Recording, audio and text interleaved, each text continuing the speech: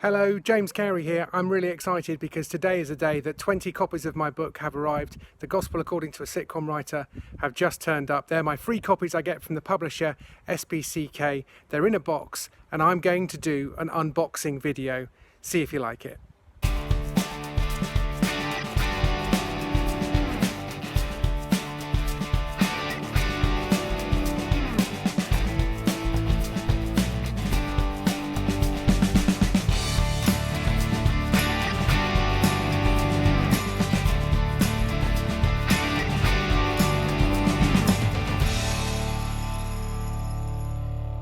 Right, I'm back in my office now. There's my book, The Gospel According to a Sitcom Writer.